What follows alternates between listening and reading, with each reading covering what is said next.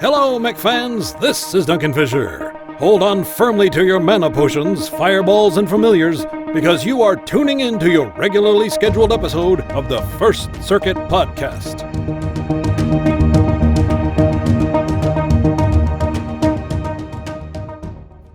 And welcome to episode 102, where tonight's topics are event and dropship deals, build diplomacy event, daily accuracy event, scary good mech pack sales, Dervish for MC and Rifleman for MC, and the Mechwarrior 5 AMA, Group Q lacking Mechwarrior 5 launch party, and China-related issues. Tonight's hosts are Ian. Hi. Lighter. Blarg. Larsh. Hey. And myself, Oldbobs 10025. Are you guys KOALAFIED? Why is it a koala? I don't know. They just wanted to do the pun. I wasn't too sure why it was a koala. I mean, I enjoy the pun, but why? Maybe because the only people doing comp play are Aussies, right? The only people clinging on to comp play are just hanging on there. Exactly. And don't koalas have issues like with rabies? Oh dear. Oh god, no. Oh god. But yeah, so with this one, we're getting more sales for actual monies, with a qualified light, medium, heavy, and assault mechs. I don't know. That's pretty much it. That's funny. I mean, that's pretty much it. I mean, okay, so I guess pretty much, if you go to the site, I'm sure Bob could probably put it in post the website of Mechwarrior Online, and you'll see that there are various clan and light mechs for sale. So you can choose 4 light mechs for $20, 4 medium mechs for $24, 4 heavy mechs for $28, and 4 assault mechs for $32. So it's a slight ramp up of price for 4 mechs per chassis and weight class. There are some decent ones in here. These are mechs that probably came out a while ago. So it's one of those things where, I mean, if you were struggling and you really wanted to get it, yeah, I mean, you can get it. It's not that bad of a price. I would say maybe not the assault mechs. The medium mechs and light mechs are probably good deals. Heavies, if you really, really want that heavy mech, honestly. But a lot of these are probably already open for C-build already. And since these have been out for a long time, you might already have these mechs already if you've been playing the game. If you're one of the rare types who are brand new to the game and you want to put money into the game kind of late in the game, you could actually get 4 hero mechs out of this. I was about to say, like, these dropship sales are perfect for a new player, but then again, do we have new player? Probably. They're out there. But do we recommend people to actually buy stuff from Mechwarrior Online at this point? Not for this. No. I would say hold off. Yeah, go ahead, Biter. Okay, so there's one thing just to mention is that it's a kind of an eclectic mix of mechs, and part of the reason is actually it's just based on the win stats in comp thus far. Like if you on the page you scroll down, it shows you actually the mechs and how many they've been won in. So if you look for medium mechs, for example, a huge number of wins on the Vulcan 5T, and all the others are sort of piddling around. But that's why we have this selection. So things like the Wolfhound 2. This is just basically all the comp mechs, the ones that are doing quite well in the most recent competition. That's just at least a thing to mention. So you're not just getting a random assortment of mechs. These are ones that people are trying to take into actual competition. Yeah. And you can see also in the list which ones are the most successful in comp. The only thing is that if you're looking to get into comp, it's kind of like, sure, you buy the mech, but it's not like it comes skilled or anything. You have to spend even more money to buy skill points or spend forever leveling them up, which is, a pain either way, really. So, again, it's just who is this for? But still, I think we were talking before, though, that the light mechs, maybe, because you can get a selection of 4 pretty good light mechs here, sort of like the Grinner, the K9, the Oxide, the Pirate's Bane, maybe the Hugin. Those are all pretty solid hero mechs that you can't otherwise get for C-bills. Yeah. I'd even say the mediums and heavies, especially if you're going for if you want a clan mechs, because clan mechs are very expensive C-bill wise. This might be a good pickup. Yeah, so I would say, yeah, for sure. If you're a brand new player, this is actually a decent sale. But going on the point of if there are any new players out there, because this game is the player base has been dropping a little bit, which we'll get into later in the podcast. But yeah, so that's pretty much who it's going to be aimed for. Yeah, though on the side of the Clan Mech's expenses, it's usually because, of course, you're buying an Excel engine with it. Ones like the Vapor Eagles, you'll need to buy probably different engines from the stock ones to actually kit them up. So those are much more expensive than, say, picking up a Huntsman, which, it's ready to go and you can't change the engine whatsoever. So that's just my note on at least picking up Clan Mechs, is that they cost about the same somewhat as buying an Innisphere mech, but at least the thing with the Huntsman and Nova, with the other Omni mechs, is once you forked over that stock price, you don't have to ever worry about changing endo to standard steel, or changing the armor types or the engine size, because you're stuck with what you've got. You make it sound so negative. Be more encouraging, partner. Once you've bought the mech, I don't want to encourage it's clanners. perfect. You don't want to and encourage it's yours. clanners. Yeah, but definitely in the heavy mech category, I would say that the Hellbringer's a good choice. I would say the Black Widow's a really good choice. It's not as enticing when every single mech is a hero mech. The sealable ones are just not as interesting, and the prices you're paying for it. I mean, unless you're getting heroes, we are a fan of it. Yeah. Are you qualified? Event feels very much like the other competitive event they had a couple of weeks ago, which is, win a match in competitive, earn kills or KMDDs in competitive, and, they're giving MC and GSP a fair amount for doing competitive stuff. Otherwise, there's general rewards for just playing any game mode, damage done, components destroyed, shooting down UAVs, KMDDs in every single weight class, which is a little tricky to get, and that's the one that actually gives you premium time, or one of the ones that give you premium time. Yeah. It's okay. The real rewards are for doing competitive, and the other stuff feels kind of token, and it's a fair amount of grind for not very much reward. So, Bob, Pretty much. how do you feel about premium time being locked behind shoot on UAVs? That's about his comment. Wow. That's about as much comment as I have for PGI, PG. you've done it. You've destroyed, Bob. Yeah, It's not even a comment I anymore. would get into something else, but yeah. Why? I don't know. At this point, though, I know. All Bob can give is noises at this point. Yeah. At this point, though, like I'm just done with that. I mean, it's such a dumb challenge that they have competing against your own team, or to go and then having someone else drop a UAV and drop a UAV. I don't know. We've got him talking. This Done is with it. annoyingly, this is one of the few challenges that can't be grinded for in Solaris, because there's Yeah. the balls. That's usually the way to do it, is get it over and done with. Yeah, I know. You guys.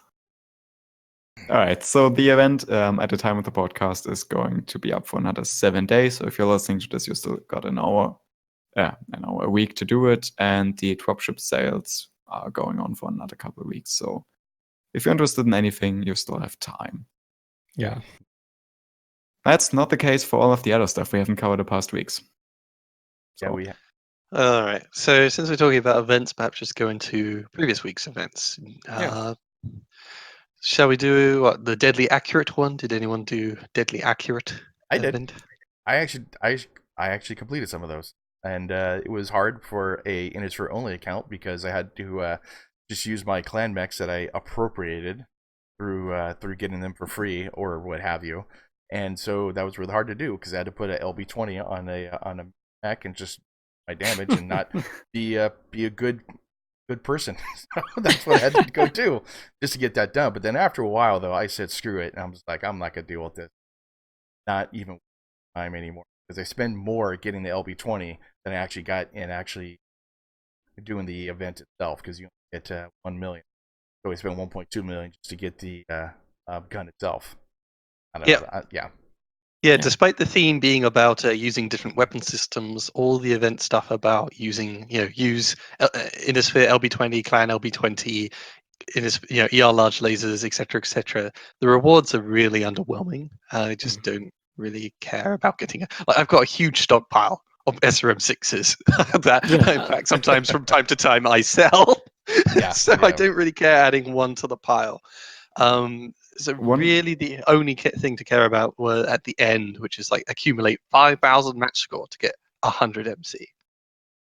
Which is that's a lot of work for that little bit of MC. There's one thing in this event which I really enjoyed, the fact that as a reward you can get weapons. For example, there's one where you can get 2 Gauss rifles, another one where you get an LB20. I like this kind of idea. Basically, do the Gauss challenge, then you get an LB20. With that LB20 you just got for free, you can do the LB20 challenge, and so on. The issue this event has is it's always just 2 linked pairs. So if you do the Gauss challenge, you get LB20. If you do the LB20 challenge, you get Gauss. So it's not building onto each other. It's just feeding off each other. Yeah. Well, like, plus also too, it adds to the damage of the so that's a good thing. I would like for future version of this challenge, just start out with something generic, do 1,000 damage, then you get your first set of weapons. For example, 6 medium lasers. And then the next challenge would be to do 250 damage with medium lasers. And then you get a Gauss rifle and stuff like that. That's something I would really enjoy. You could do a glutton for punishment challenge where you first have to start off in one of the trial light mechs. And then if you complete that, you could do the trial medium mech. And then on and on and on. And at the end, you get a big reward. Like, you get to keep one of them. Yeah, I mean, this is what to be something completely new. And it would be something exciting. Granted, if they did it, we would still complain about it. And I would absolutely play it and I would enjoy it. Because we never have anything good to say here anymore, apparently. It would, at least with having some structure, change things up a bit from always just the you could do this, you could do that, you could do anything, and you'll earn some progress if you're working towards one of the many challenges we set up. But it's always just so formless. Whereas if you were doing a little quest within the game, that would be kind of cool. Yeah. So go ahead. Sorry, the standout thing about this event, in my opinion, is just the idea to give weapons as a reward for another weapon, and the potential this might have for the future. Hey, stop talking logically, man. Well, the issue with rewarding weapons is though you still need mechs that are actually half decent mounting them. And if let's say you're a new player and you've only bought one mech, does it have all the hard points? Well, it's only one tech base, so it can't even do one of the challenges. You need to, if you're going to start with, let's say, Gauss rifles, you need a clan mech that can mount a Gauss rifles convincingly, and an Instant mech that mount Gauss rifles. And then you're given like an LB20, and like, okay, I can do that. But then when you're given an LRM-10, you're like, well, I don't have a missile hard point. Yeah. Yeah, but this is probably the main reason why I hate to say it, I just stopped paying attention to events. I mean, for me, I only do the events that are really only during the holiday season. Like Halloween, Christmas, Grab bags. Bigger. Yeah, there's two, like all the grab bag events. Because to me, like all these little ones that happen every weekend, I hate to say it, I've just stopped paying attention. Because as I know, like I might do them, I might not, but it never really like breaks my time of like, I'm going to go out this weekend and I'm going to go shoot a clan Lerm 10 for an hour to get this thing. Yeah. One thought I had, just sorry to cut in, was I'm trying to think, why would it ever be really worth rewarding weapons? Because you can only do weapons if you have enough mechs to mount all these various weapons on them in the first place. At which point, you probably aren't. The biggest restriction isn't C-bills for weapons; it's C-bills for engines and this, that, and the other. Like, you usually build up a huge stockpile of weapons. If they did an update like where they did somewhat like BattleTech, where you had weapons plus. So let's just say you have a Gauss rifle that charges faster, but it does just 10 damage. That would be interesting. Like, do damage with your regular Gauss rifle, and you get a single special Gauss rifle. That would be really interesting. But of course, that isn't. I doubt that's available in the game. That's got to be a lot of work. That's for me, that would be the only reason. The only other way to make me kind of interested, just kind of as a lull, would be do this much damage with Gauss rifles, and then we give you 20 Gauss rifles. Because then at least I can sell them. Yeah, but at that point, just give me the C-bills. of the Yes. equivalent of 20 Gauss rifles and save me the time.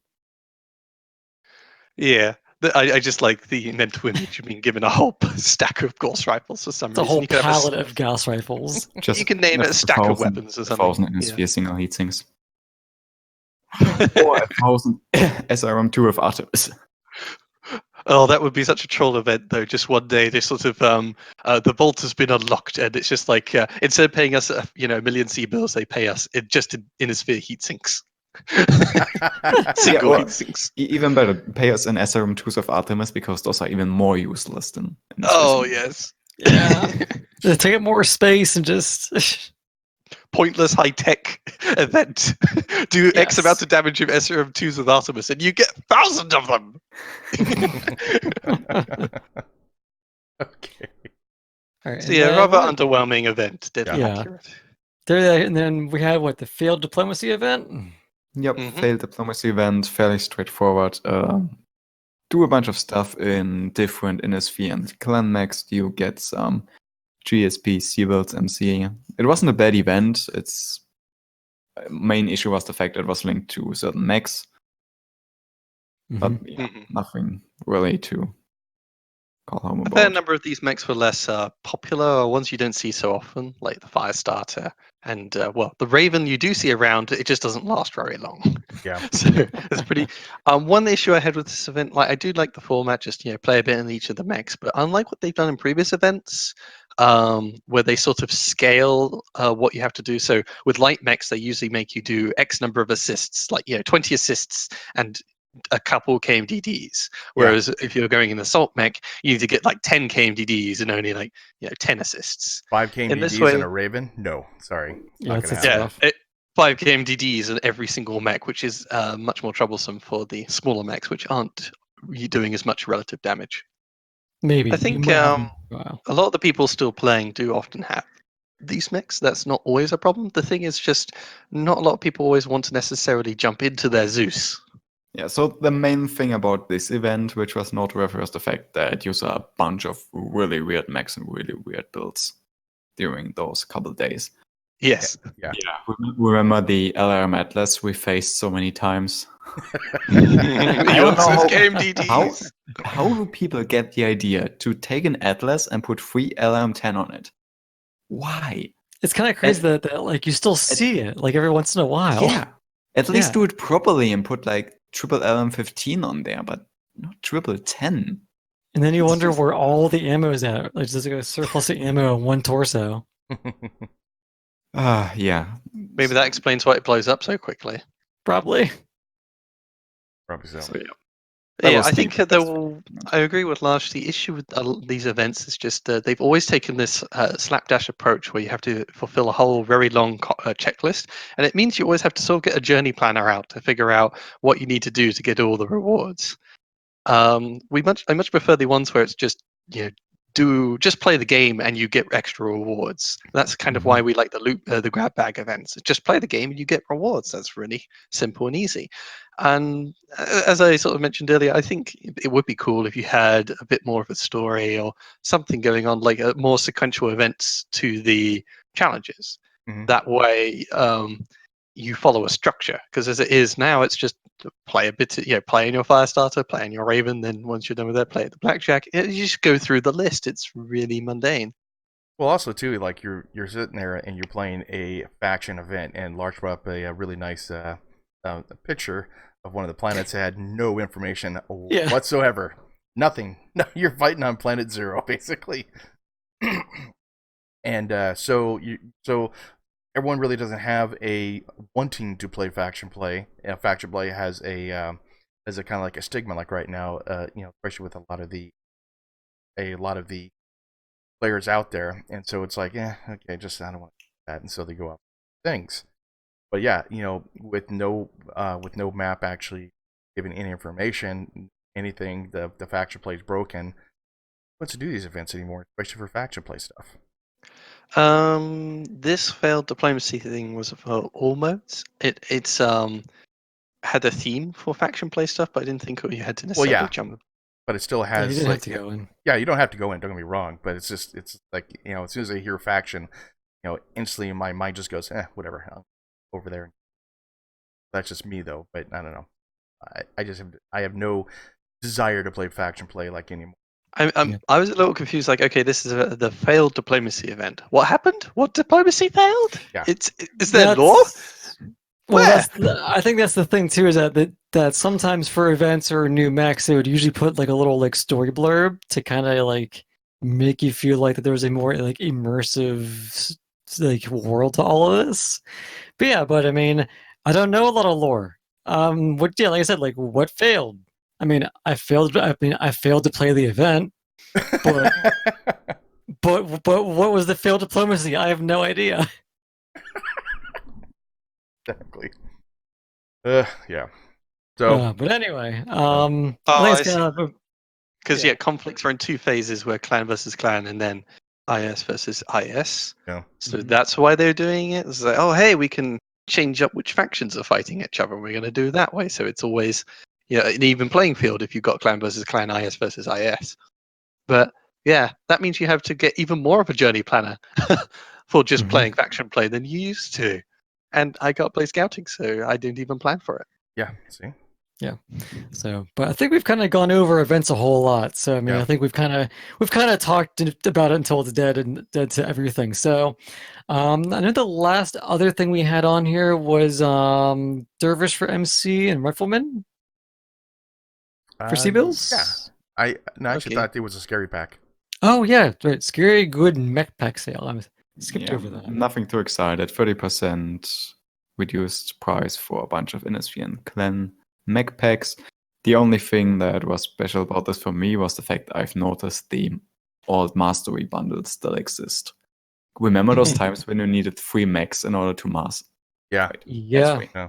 I 3 still mechs have to those. master all of them. So the old mastery packs did it. You got a hero mech, a champion mech, and a standard mech from that chassis.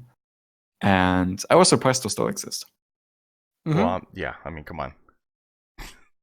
I mean, there's no reason why they're gonna go ahead and take that down. I'm But sure. I just don't see any reason why anyone would ever buy them. But hey, they exist, and apparently they're interesting. I only ever got mech packs when there were pre-orders, and there aren't any pre-orders, so not anymore. Yeah. these ones never really interest me.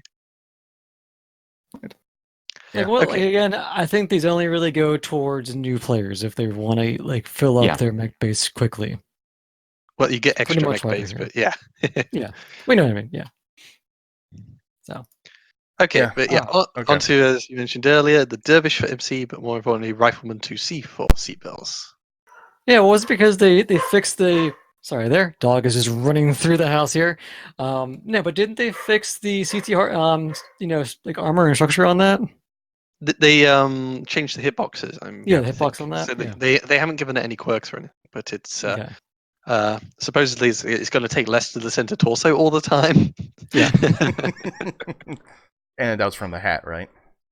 Yeah, like all the hat was Yeah. All the CT. hat, CT, which is And unreal. even from the front, if you're shooting at its body, the majority of the body was center torso because they only counted like the little stubs before the arms as the side torsos.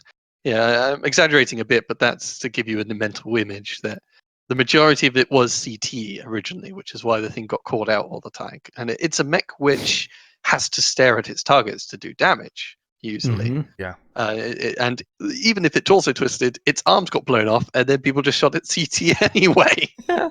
It's crazy to think that thing was so horrible on release.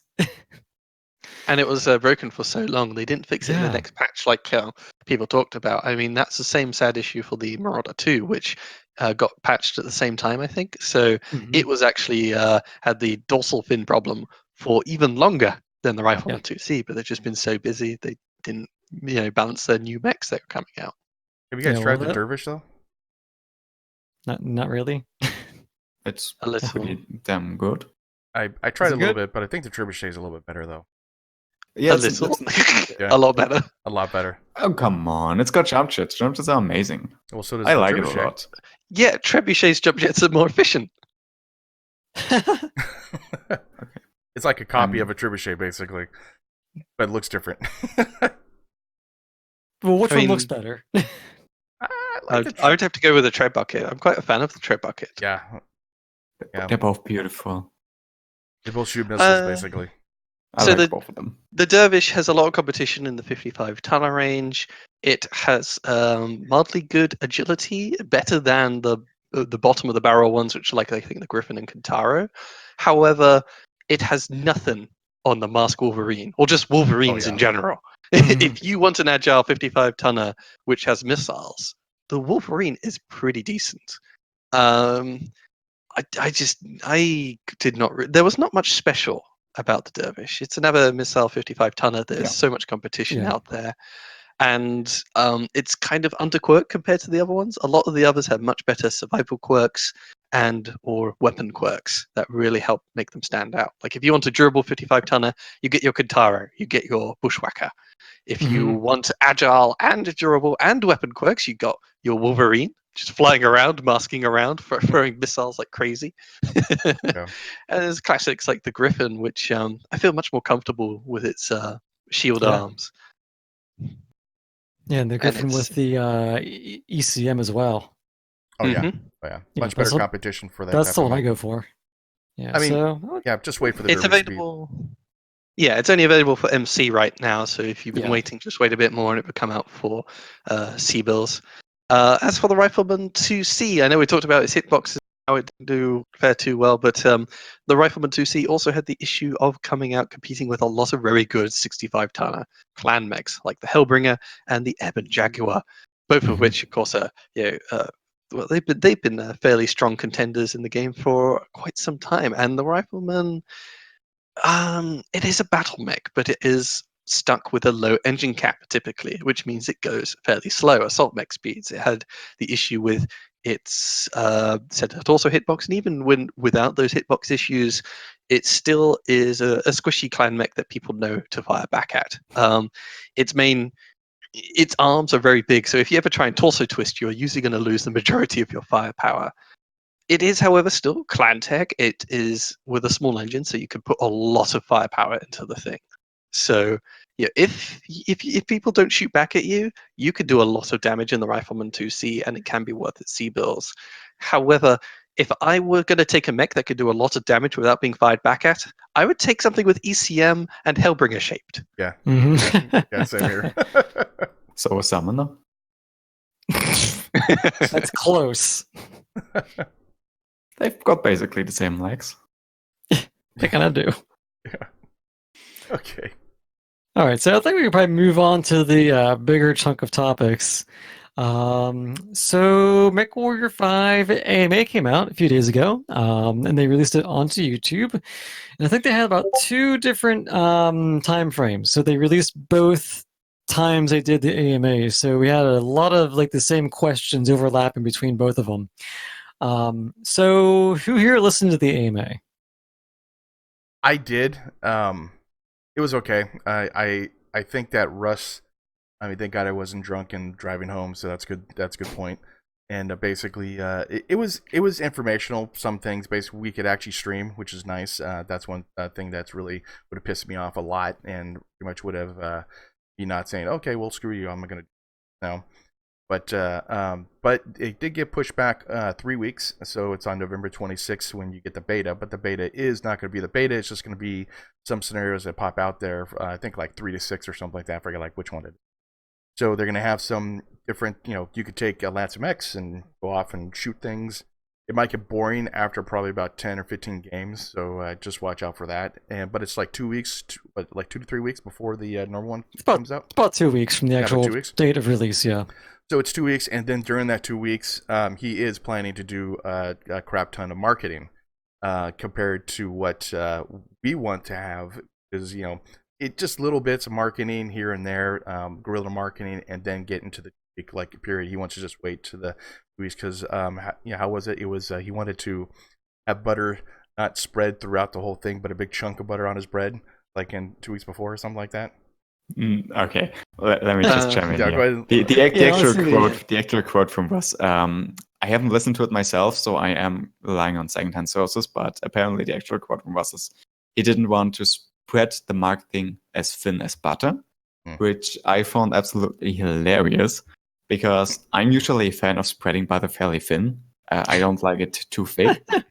And kind of my impression what Ross is doing with the Macro 5 marketing and speaking in butter terms now is he's just taking his bread, and for 2 years he's told everyone there's going to be butter. There's going to be a lot of butter. There's going to be more butter than you've ever seen in your life.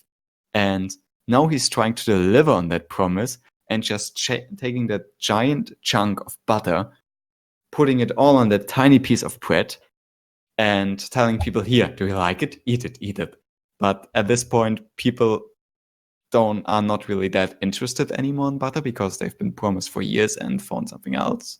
And also they probably won't like butter that thick, except for some of the usual exceptions. So, interesting analogy. Okay, so I think, and if we're going to keep going with the butter analogy here, so I think what he's talking about, and this is the way that I took it, is that he has a certain amount of butter, which is money. And the amount of butter he doesn't, well, I guess the amount of butter he has is not a lot of butter. So I think the reason why he's not spreading it thin is because he doesn't have a huge budget to spread that money or butter amongst 4, 5, 6, like a year's worth of time. So he's taking that little bit of butter that he has to spread it in November. You know, that's that's what I'm getting at. Is that you know, it's not that Russ wouldn't want to spread it thin or far. It's just that he doesn't have a lot to work with, I think, is what he's trying to aim for. That's what the meaning of the spread yourself too thin, or the idiom is. And it's you have a box of butter and there's only a small amount in it, and you have several slices of bread, and it would be nice to have butter in all 12 slices, but he only really has enough butter to do it properly for one slice, and that's the last month before the game releases. Yeah.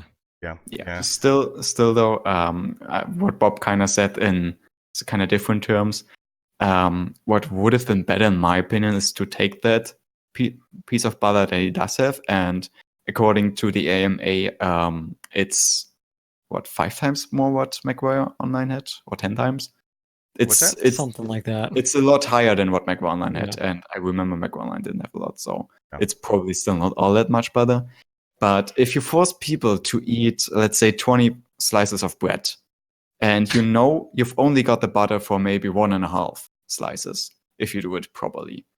I obviously don't want to spread it over those 20 slices, because then you're just not going to taste anything of it.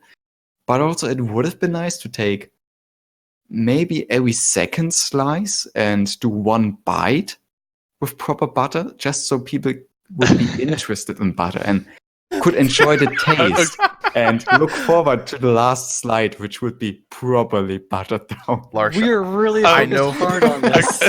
This is definitely going to be on the thumbnail, right? Here's sort of a thought I have in my mind, at least in regards to thumbnail. The analogy, would just somewhat be Russ, sure, he's a man who's he's going to sell us some bread and have some butter on it. It's going to be really lovely. And he comes out a year, he comes out and says, "Hey guys, I'm going to have bread with butter on it. Everyone, give me your money. It's going to be some great food." And then he goes into his little hut, and we see nothing of him. An occasional screenshot comes out of the butter, the piece of bread with the butter on it. And it's the same one every time too. Yeah, it's only a corner of the bread. It's like, yep, that's crust. Bread has crust. I don't really see much butter, but there might be some. Who knows how he spread it? But he can still and eventually, finally, on the final day, he will come out and say, "Look, everyone, here is the bread I promised."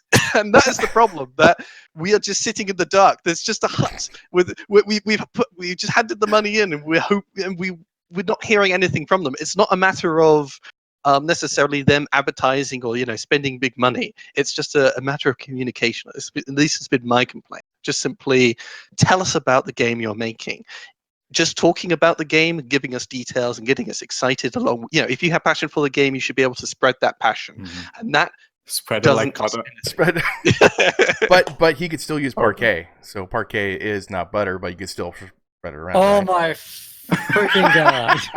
Yeah. So basically, what Biter said, rather than retreating in his wooden hut that's somewhere in the middle of nowhere, he should have found a cheap loft with windows, so people could peek in every now and then and just see how he properly spreads the Well, butter. all he needs to do is bring out the bread without any butter on it, and show us it, and we're like, okay, yeah, that's if he's making the bread with this analogy, he just comes out and says, here's the flour I've got ready. It's just give us something, give us a vision. But that's at least been my issue. It's not a matter of marketing. It's just a matter of communication with your most diehard fans, because that's the point. At least is when you get down to that final month and he comes out with that finished piece of bread with butter on it, and it's just the final few touches. There's a whole crowd around there who have been here for months who have been saying, we saw the flour come in, and him talking about his plans, how he's going to grind the flour, and he told us about how he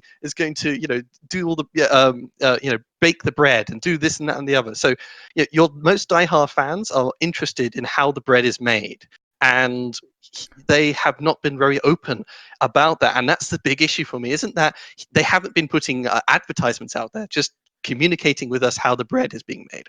Yeah. One of the big things. Sorry to interrupt, but an analogy needs to keep going. We're too excited with the stab analogy. People were standing a little bit. Keep going. Yeah, those diehard fans were standing in front of the hut, and they analyzed everything they could, like the flour going in, maybe the cow going in, getting ready to be milked for the butter, stuff like that. They analyzed it and they made their own plans, and they thought about how could it come all together, what is the possible bread he could make in there, like how might it taste, and a bunch of speculations. And by the time he comes out with the finished bread, everyone has their own assumption of how the bread's gonna taste. And they've made their posters where they draw on it. And then it might look exactly like that and everyone's gonna be happy. Or it might look completely different and people are gonna be disappointed. And that's the issue Biter was saying. I think one way, looking back on this, one really easy way to do some sort of marketing could have just been like some person with like a cell phone just taking behind the scenes footage and be like, this is our guy doing map building. This is our woman over here making the models for the mechs. Blah, blah, blah, blah. And like, we're getting so ready for it, but there really hasn't been any of that on YouTube or anything like that. I think that is one of the main reasons why everyone's a little upset.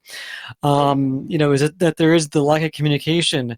But I think I kind of want to go back to the AMA. So Bob, you listened to it. Ian, I don't think you did. Biter, did you listen to the? No, you didn't. Okay, so I know I did at work during some slow periods of the day, and I listened to the whole hour and a half or whatever it was.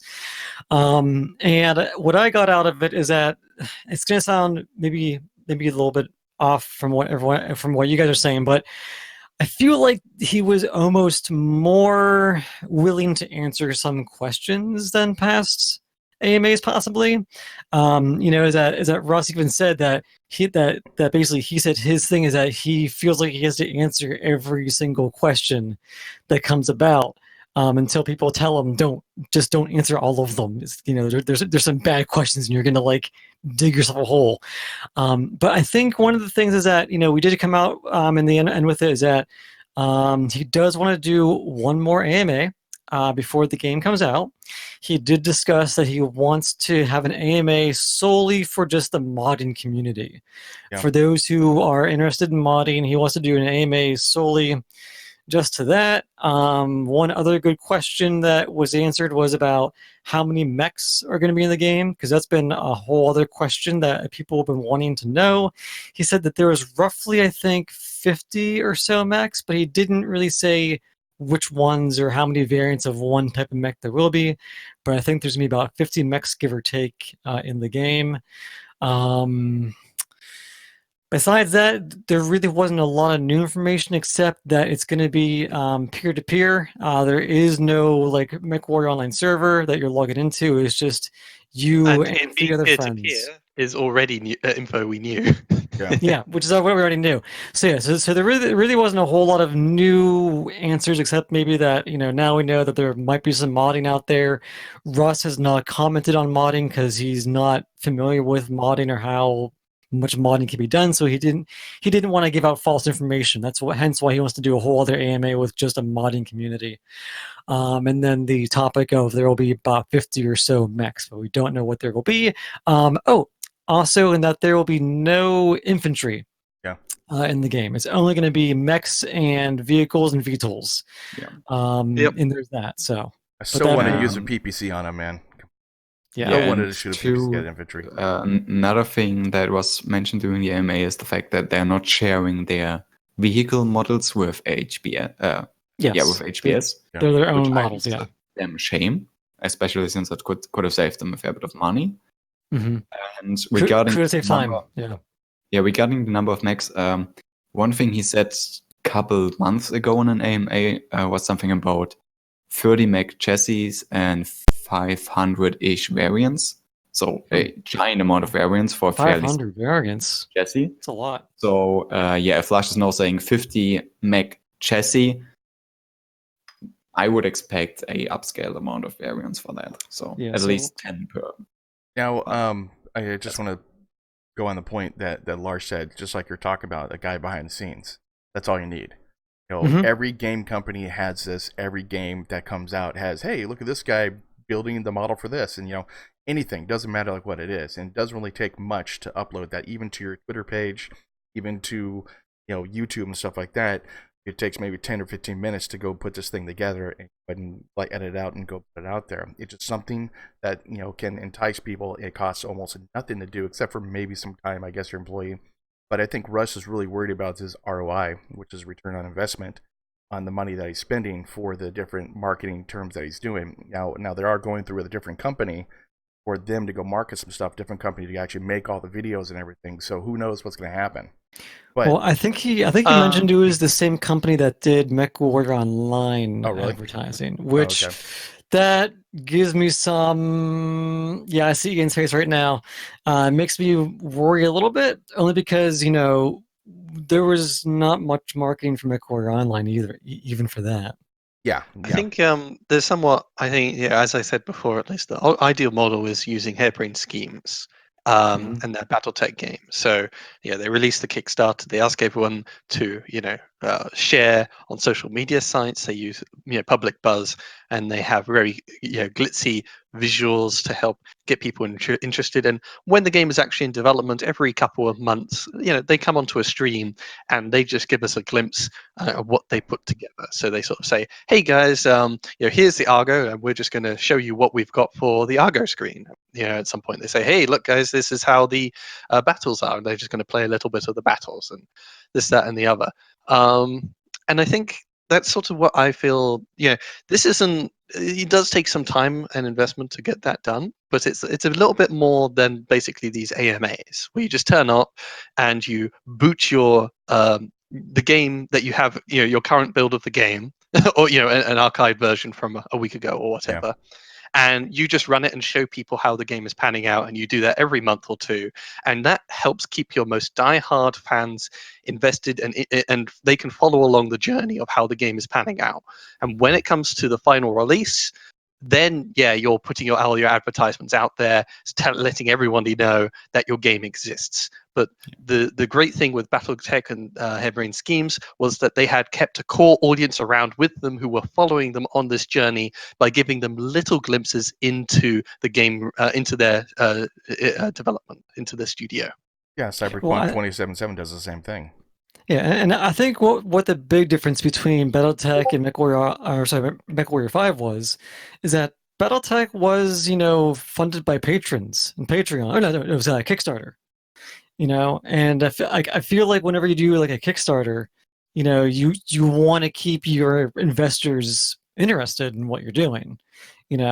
And like this is just a private business model from PGI. Is that they have the money accrued from sales, and I just think that their communication has always been a little lacking. But I think it might be like it's not as a dire commitment as like that they got money from Kickstarter and Patreon and that kind of stuff. Yeah. But still, you don't have to spend money. What Bob said, couple pictures. I just took a look at the Mechwarrior 5 Twitter account. which Mhm. I'm apparently following, which is interesting because I've never seen something, even though they are apparently posting stuff. But Oh, yeah, they're just really? retweeting stuff from the Mechwarrior 5 launch party. They're retweeting the dates for the MA. It's basically a dead account at that point. There's no reason to follow it.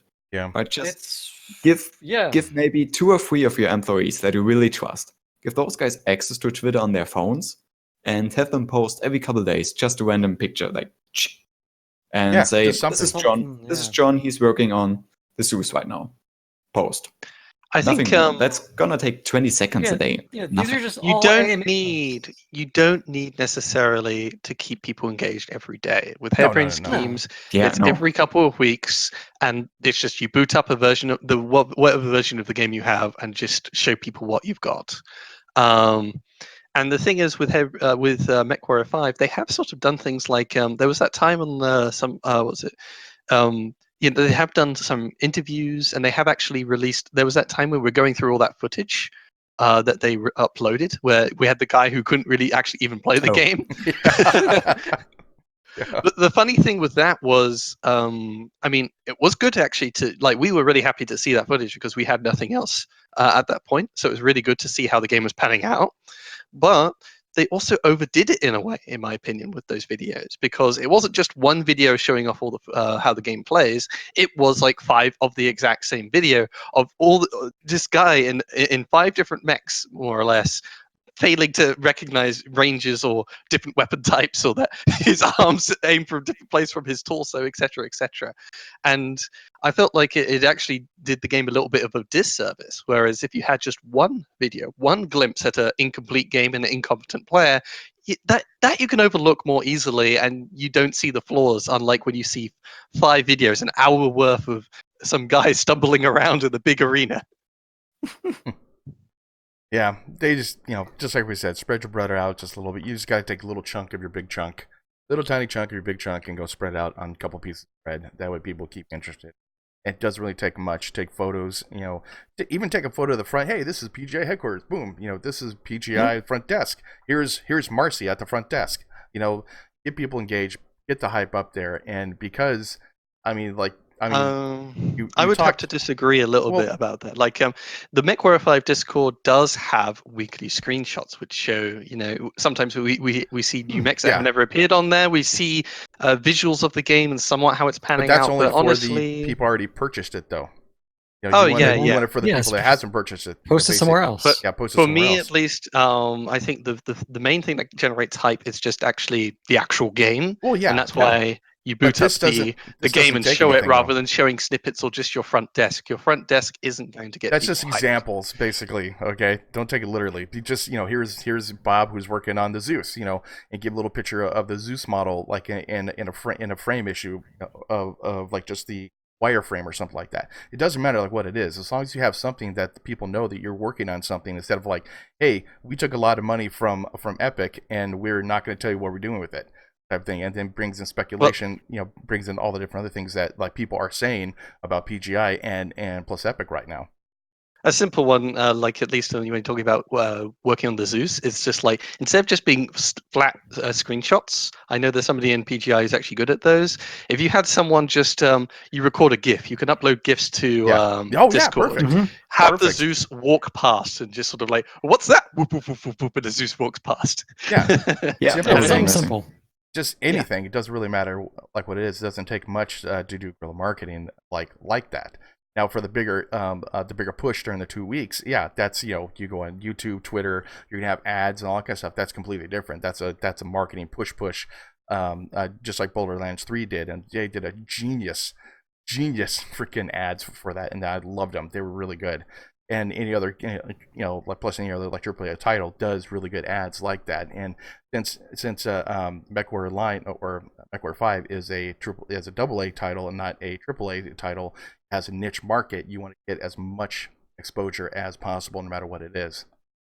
So, as I said, at least there's a stratification, or at least you want to think of your audiences in different ways. So there's your core audience, like the diehard fans that you want to show just little bits and pieces and keep them, because these are sometimes your biggest advocates.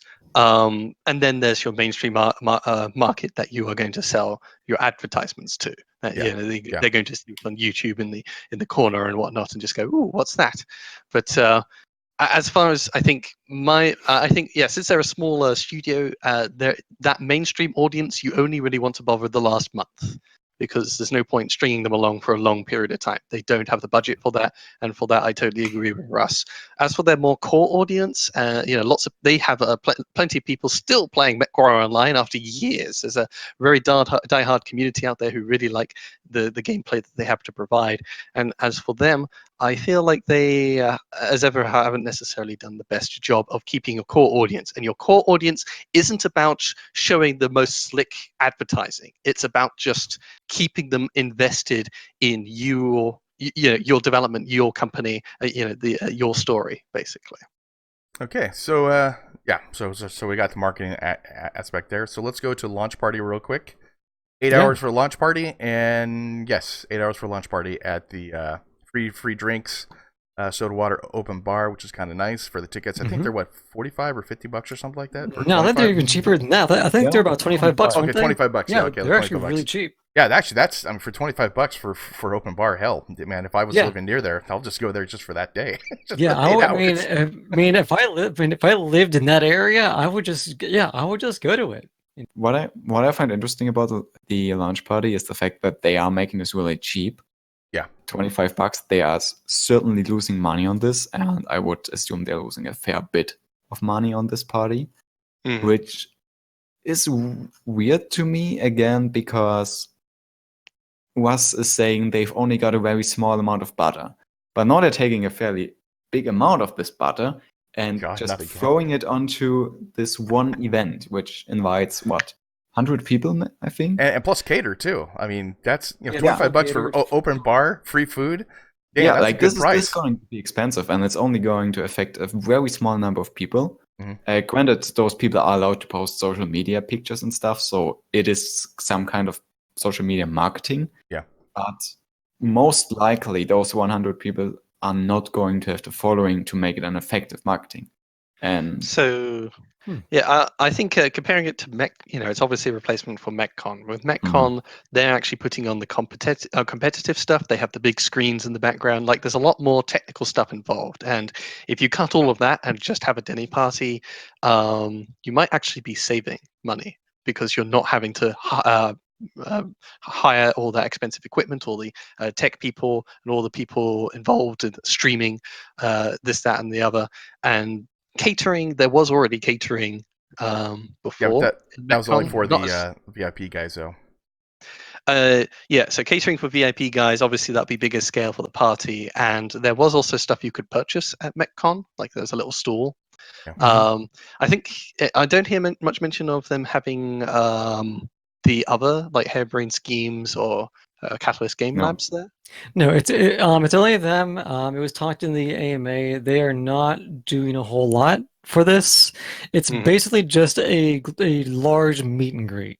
Yeah. So you might have like Russ say, welcome and thank you. You might have a few speeches maybe from some of the game team and the people who are doing all the like the actual game development.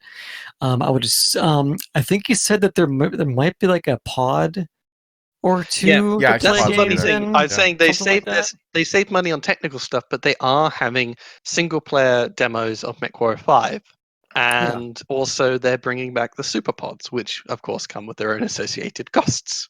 Yeah, basically my main argument is not the fact that they're doing it.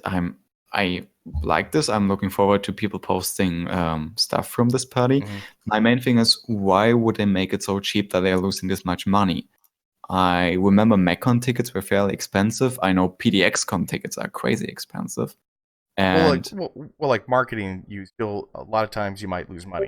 It doesn't matter what it is, but it's your PR that actually is better because of that. Those people who really are going to want to join here and who are willing to fly over there, book an Airbnb, because they are linking to flights, Airbnb and stuff like that. So they're assuming people to travel a fair bit for this. At this point, like $20, $30 more entry fee doesn't matter too much. It would save them a lot of money they could put forward to something else. So I'm not saying this is bad. I'm just wondering why they are doing it in this particular way. I think culturally, PGI have actually always somewhat they've wanted to do things like MechCon and stuff because they really do like those big events with the community, Yeah. and I think this is their attempt to actually reel back MechCon and make it a lot simpler for them because obviously they're focusing on finishing the game, and they were running themselves ragged with MechCon last time and the times before it. So do something simpler, but we're not canceling it. I think they didn't really, it makes it feels the safest thing to do is that you do another MechCon, or well, not a MechCon in this case, but you do another event for this year, but you keep it simple. What's the simplest thing kind of we can do is a dinner party, and just we're not necessarily going to expect so many people coming around, so we perhaps hire a smaller hall. We're only having the hall for 1 day rather than 2 days. We're not going to have the competitive scene here. We're not going to put all that money into that event and this, that, and the other. And yeah, I think they probably are going to be running it as a loss, but it's probably less of a loss necessarily than MechCon was. yeah. Yeah, MechCon was huge. So, Okay. also, I posted a photo in Discord. I want to go to this building just because it has a grass roof. It's really cool. Put some Yeah, soccer and on funnily it. enough, that's like I think the opposite. Isn't it the opposite? The building opposite the convention center we went to. Like we went to the Mhm. biggest like convention center / hotel, and that's on the one opposite. So it might be also a cheaper venue, but it's Might be too. that much cheaper. Yeah. Okay. All right. So, moving on. We're gonna flow back into some Mechwarrior Online stuff. For Group Q and the lack thereof, it seems like. So I know I didn't get a chance to play on Friday this past week because I had to work late. But I remember whenever we played the Friday prior, it took us a long time to get any games in Group Q. Have you guys noticed any of that at all? Have you done any other group play since then? I don't do group play like anymore, to tell you the truth. You know, Yeah. it takes a while for it to Oh, get through, and what I Bob do doesn't like us anymore. well, No, but Bob has a point though. It takes so long just to get a game sometimes, though. yeah, basically that's why I got to do sync drops now. Just for Yeah. simple fact, it's easier. You might get in. Plus, you might be fighting like I think we did it last week, and I was We fighting did. Ian and Larson and everybody. It was fine. It was a lot of fun. And like instead of all of us being the same team and having to wait like 20 minutes for a game, just, go play and just have a good time. And I think that's a lot better what a lot of people are doing. And group queue, it's just not a lot of people are doing it like anymore. It just takes way too long. Especially for a streamer too. A streamer, you don't be sitting there going, so we're waiting for the group queue. What are we going to do now? Let me talk about this, and let me talk about this. Yeah. Well, it's loading. It sucks as a streamer. Yeah, that's why I Yeah. really haven't done many streams lately. And if I do streams, it's if Mechwarrior Online.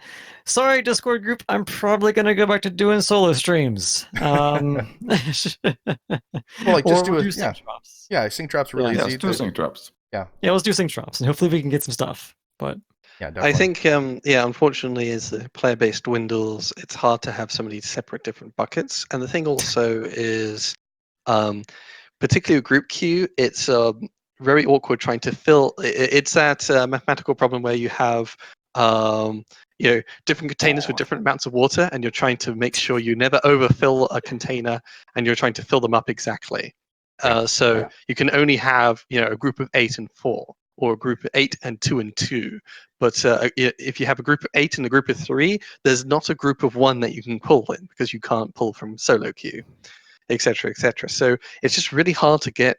Even if you've got plenty of people playing, enough for a 12v12 match, they're all in different size groups and you can't match them together. Well, also too, part of- sorry, go ahead. Yeah. In the future, a way to help stymie this problem would be, of course, either including people from solo queue to make group queue a lot faster, by basically mixing the two queues together, or you could in fact have it so that the match size, basically you don't just match for 12 versus 12. If there isn't 12 on either side, you can match for 10 versus 10, 11 versus 11. 9 versus 9, 8 versus 8 even. That way, it's much easier to get even-sized teams. If you have 2 groups of 9 sitting in the queue, they can play one another instantly, rather than waiting around for 2 groups of 3 to turn up. Well, also too, we're sitting there in Larsh's group. We had 12, and one guy pops out. We're like, well, okay, this sucks. Let's try to find somebody. Spend 10, 15 minutes going to looking for a group. The guy jumps in, then jumps out. Takes a long time. They need to fix that. They need to fix something for that, and that's why a lot of people, I mean, streamer wise, are not doing group drops anymore. Oh, and the worst thing is too is that well, not the worst, but you bring someone in from LFG, then they come in with like a dire whale. Yeah. They ready up and they just sit there, and you're like, all right, well, they're not in Discord, they're not on our TeamSpeak. I guess I'll turn down, or worst case, I would just boot them out. Everyone gets in dire whales and tries to ready up.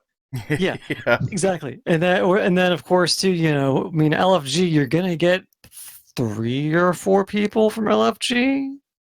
Maybe. If you're lucky. Yeah. So quickly to mention what they are talking about. We found out that if you're doing a 12-man group, you can actually find matches a lot quicker than doing smaller groups. Whereas in smaller groups, we're kind of completely unable to find a match within 30 minutes. So that's the interesting phenomenon we had on that day. We just did the 12-man, and that's why they're saying once one guy drops out, you're kind of doomed. You can't find a replacement. Which is why, at least if you could do games with less players at the start, you do 11 versus 11. So you could search as an 11-man group and go up against another 11-man group, or 11 in total. that kind of flexibility will be needed as the player numbers dwindle, because in the end, people just aren't going to play group queue. We don't. We just do sync drops. So go ahead. On the flip side, though, if you do want to play with your friends, sync drops have gotten so reliable. Yeah, they got pretty good. Yeah, what I've had, as long as you're in a compatible tier, for example, you're not tier 1 and your friend is tier 4, then obviously you're not going to match.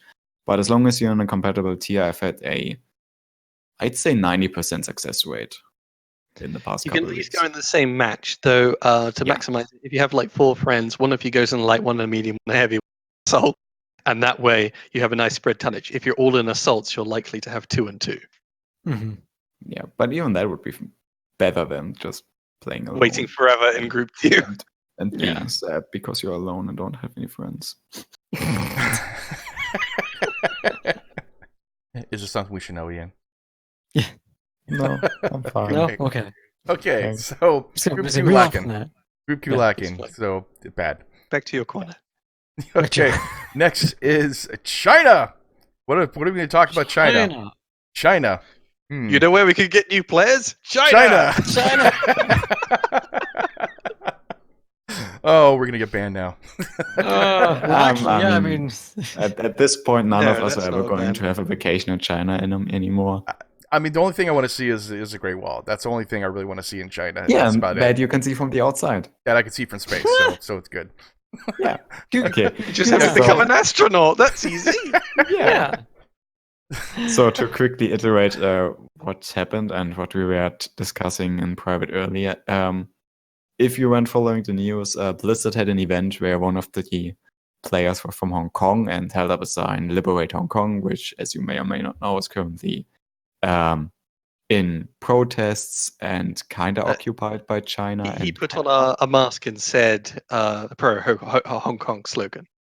Okay, what he said exactly. Yeah. So, and then he and also the casters from that game got completely booted out by Blizzard, and now people are obviously upset that Blizzard is censoring anti-China people. Well, it's depending how you phrase it, but it's a pro-democracy from Hong Kong, pro-independence for Hong Kong. So yeah, it was saying independent Hong Kong, stay democratic, etc. is a slight against China. China wants Hong Kong to become part of China and Chinese culture again. It does want it to be a separate province, etc., etc. Part of the things, of course, to mention is the guy putting on a mask in Hong Kong. They have banned wearing of masks because of the protesters. The protesters are wearing masks, of course, to try and hide their identities. So they don't wear masks; they just wear face paint. Yeah, that's what they're doing. Yeah, true. Facial recognition can't figure it out. Yeah, but basically, I think a lot of people have been saying, so First, the player himself, I think he is banned from playing Hearthstone for a year. He's a competitive player, and they took his earnings as well. Yeah. And people saw that as rather harsh for him just saying, he believes in the sovereignty of his own country, where he comes from, Hong Kong. And the casters, people say the casters, when he said that, what he said, the casters ducked. And that gives the impression to a general audience that the casters are trying to have none of that, which is somewhat true. But the casters are also sort of, the context before that is, he's putting on a mask, and they all know what that means because masks are banned. So why the casters And actually ducked though? That doesn't make any sense. they don't want to necessarily, they're letting him do the message, but they're trying to disassociate themselves as well. They're playing it safe. I'm not sure Okay. exactly, but I think that's part of the thing, that if they also get they allow him to say that stuff rather than immediately cutting away. Mhm. And if they duck, it makes it look like they're innocent. But in the end, at least, they are never going to work with Blizzard again. Blizzard have barred them from, ever casting again. And I think that's because they let the guy say his, pro home country statements. How are they going to stop him? You can stop them by banning people and citing the rules. I think, what was it? The rule Blizzard said that if you use our platform to say any messages that we see deem as political or harming our brand, we have reserved the right to ban you from our competitions and to take all your prize money. Well, what I'm saying though, like at the time when the casters are sitting there, are they gonna like tackle the guy and beat the crap out of him, like because he wrote a sign or something like that? Or Hearthstone cut tournaments are away. fairly simple. Okay. They're usually Okay. remote, and It's like- everyone's sitting at home with webcam and Yeah. just Skyped in, so Yeah. it's easy to cut away. Yeah. Yeah, And they should, if they weren't sympathetic and were completely on the ball, they should have just cut away. Instead, all they did was sort of go, oh, he's going to do it, and they duck because they don't really want to be associated, like to receive the full Okay. brunt of it. But Blizzard still gave them the full brunt of it. But to a general audience, it totally looks like the casters are trying to avoid having any. They're trying to have none of it, and Blizzard is just saying, "Well, you're out of a job. You're near somebody saying a pro-democracy message. We can't have that." And I think the main controversy is that it comes down to people are, debating of, who's in the right, who's in the wrong. Are you on the side of the gamer and the casters, or are you on the side of Blizzard and them taking away, like the prize money and that kind of thing? That's where like the main controversy comes into. Also, the discussion has gone a lot further in the past couple of days, spreading beyond Blizzard, spreading over to the NBA, which has been censoring stuff forever, has spread over to general discussion about Transcend, which is a company behind, I think, Blizzard, Riot Games, and Epic to 40%. And that's kind of where some of the discussions come from, whether Epic might be censored in the future. There was also something with South Park, where one of the South Park episodes was banned in China. So the South Park producers... South Park made an episode about Chinese censorship, and the whole of South Park has been banned from China. That's insane. Yeah. And then they put out a tweet where like, we don't really care about that ban. Thank you for proving us right. They came out with an apology, I think, if you will read the text. And it spread kind of further. And there were a couple of people who posted stuff like, hey, I just got banned from live from China because I liked the tweet. There was one guy, producer, people DJ, have been posting in Reddit and Blizzard forums and whatnot, and they of course have been banned by many Blizzard, for saying pro Hong Kong stuff. So lots of people, of course. I think the combination, the sparking incident of this is, of course, how harsh Blizzard's reaction is. It's not a disapproving finger waggle. It's just you're never working with us again. You're out for a year. We're taking all of your prize money, and I think that's a bit much. Like, he's already, the tournament's already over, and instead of just sort of voicing perhaps disagreement or saying there's a milder way you could do it. Like if this was in a European setting, we would perhaps give a warning or something like that to start with. Just sort of, we would prefer if you don't make political arguments on our video game tournaments. We want to keep it focused on the games. We don't want to make this political. If it was an American audience and somebody came on with a Trump hat or said fuck Trump or something like that, again, I would say you give them a warning rather than banning them from a year, etc., because in the end, we're trying to keep it apolitical. We're just trying to enjoy our video games, so to speak. Games are there to be fun, man. That's it.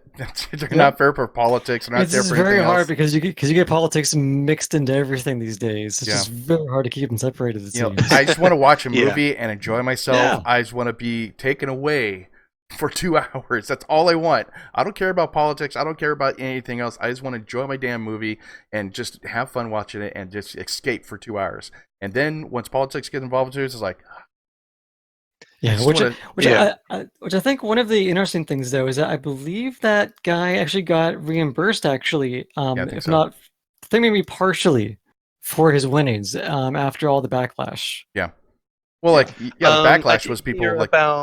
I did hear about a Navicard game company saying, hey, you know all that prize money you lost? We'll pay you that and more if you play in one of our upcoming tournaments.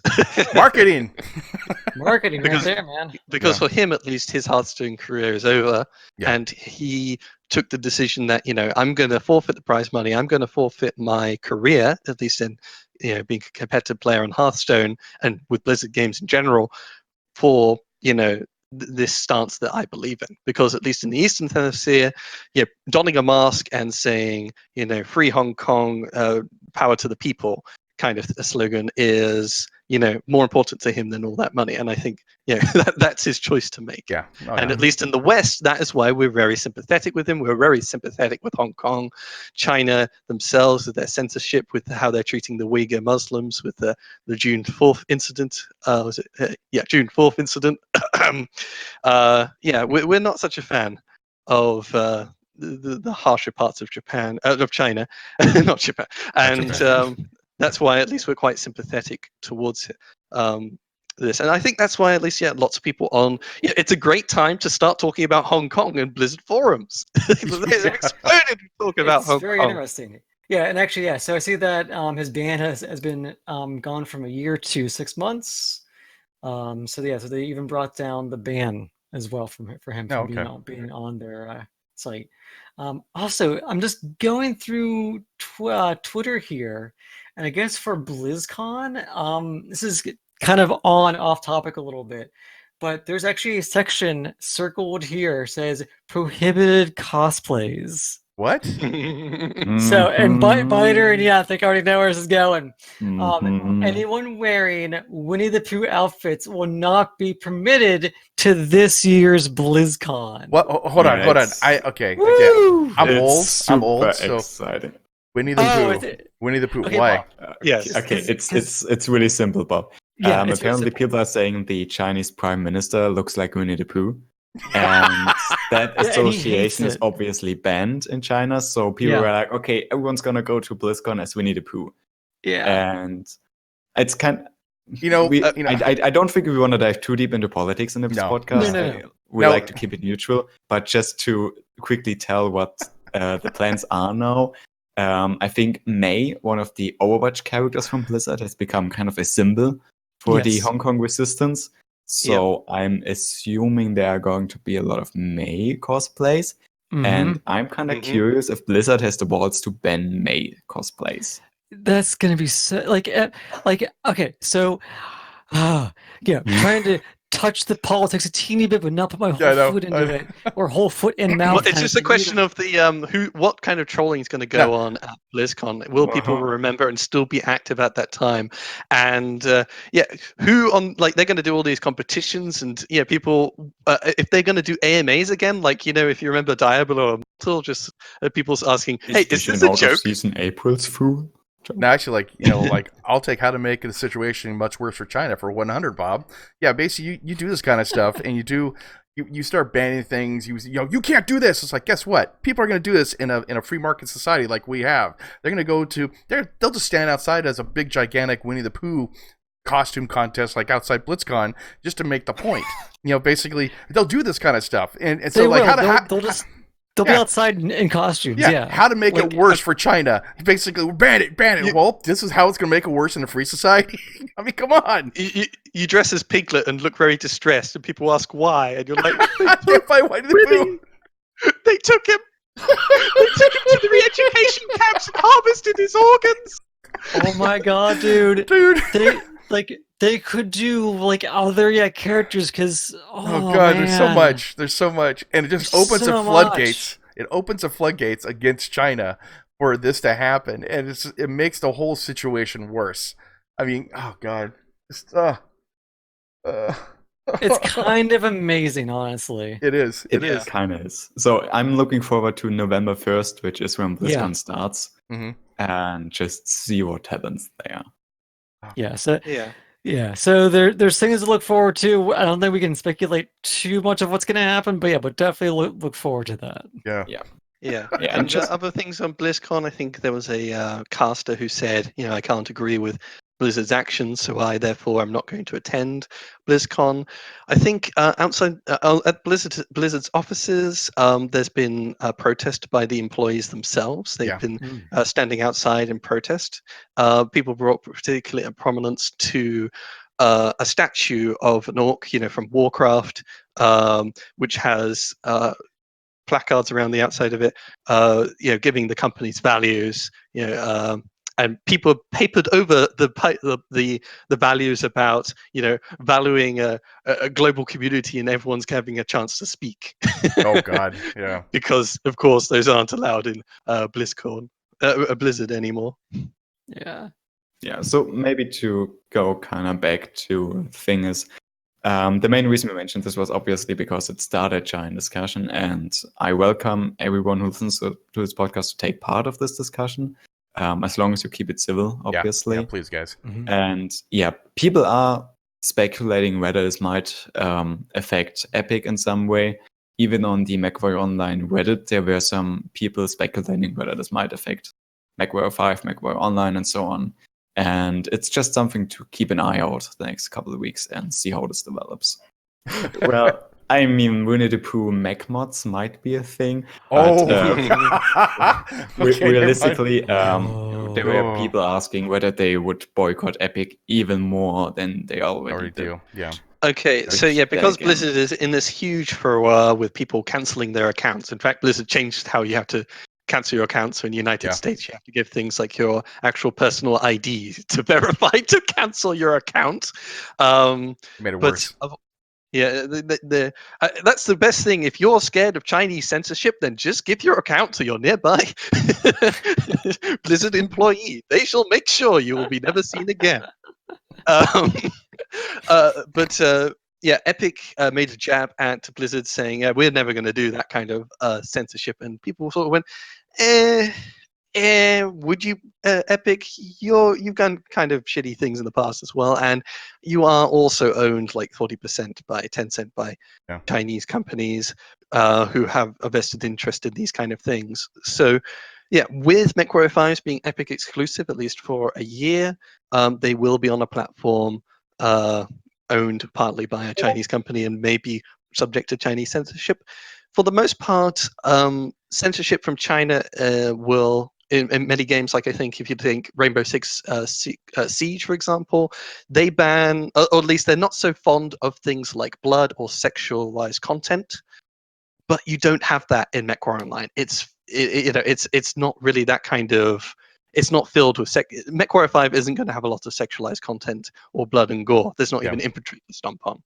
Wait for mods. Other than mods. Wait for story mods. Mods. Like has a lot of sexualized content and rape and gore. You must rescue Winnie the Pooh. Wait for bolt-ons.